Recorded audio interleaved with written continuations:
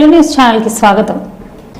ఘోర రోడ్డు ప్రమాదం. ద్విచక్ర వాహనాన్ని ఢీకొట్టిన లారీ యాదాద్రి భువనగిరి జిల్లా భువనగిరి మండలం వర్తెగూడెం సమీపంలో వేగంగా వచ్చి ద్విచక్ర వాహనాన్ని ఢీకొట్టిన లారీ. ఈ రోడ్డు ప్రమాదంలో ద్విచక్ర వాహనదారుడు అక్కడికక్కడే మృతి